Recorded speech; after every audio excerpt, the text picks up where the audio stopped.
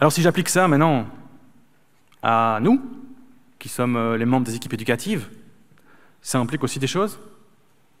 Ça implique de se former, de s'intéresser à ce qui se passe. Vous avez vu que c'est des enjeux qui ne sont pas toujours très simples, donc voilà, c'est notre boulot, ça, nous, quand on prépare des cours, quand on prépare notre travail, de s'approprier l'information, de la digérer pour pouvoir la travailler didactiquement avec nos élèves.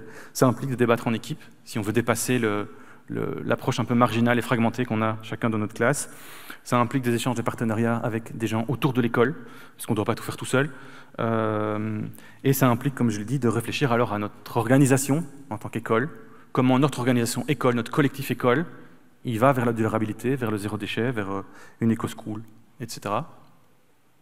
Et donc l'idée, c'est pas, j'espère que vous l'aurez compris, c'est pas de faire un autre métier que ce qu'on fait d'habitude, c'est de renforcer des choses qu'on fait déjà, et peut-être de changer un peu la manière dont on fait certaines choses, mais pas de tout d'un coup faire plus, on fait déjà beaucoup. Pour ceux qui se poseraient la question, est-ce que c'est vraiment mon job? Je vous rappelle qu'en fait, l'État belge fédéral a des engagements qui sont liés à ce qu'on vient de discuter, que j'ai détaillé ici, que les régions se sont engagées aussi, que du coup la communauté française aussi a pris des engagements, et notamment dans un décret assez récent, a vraiment voulu remettre la question de la transition écologique au cœur de son fonctionnement en tant qu'organisation. Tiens. Et puis, ce sera une des thématiques de cet après-midi, peut-être que est-ce qu'on n'a pas comme école chrétienne un rôle modèle à avoir par rapport à ces enjeux-là, par rapport à nos valeurs qu'on veut incarner.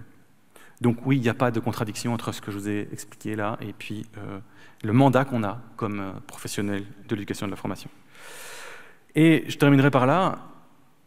Ma foi, ça peut aussi nous apporter beaucoup de choses. Je pense que ce que j'ai essayé de réfléchir avec vous, d'esquisser avec vous ce matin, ça peut amener plein de choses positives pour notre travail, dans notre métier. D'abord, c'est en phase avec les valeurs de nombreux jeunes, pas seulement autour de l'environnement, mais aussi autour de certaines formes de solidarité, de justice. Et c'est aussi en phase avec les valeurs de beaucoup de parents. Les enquêtes, année après année, nous montrent que c'est vraiment des thématiques que les gens mettent très très haut dans leurs priorités en Europe.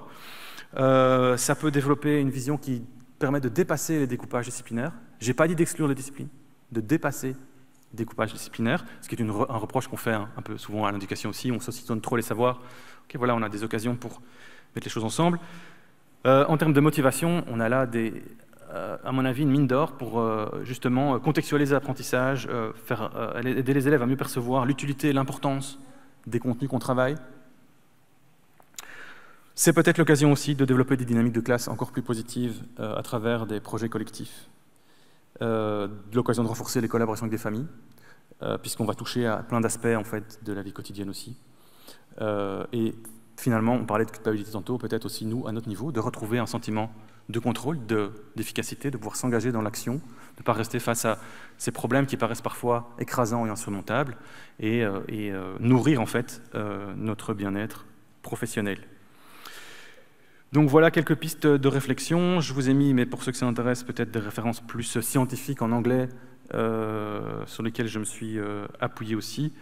Et puis je suis très heureux d'en discuter maintenant avec vous et de prendre vos questions. Un grand merci pour votre attention.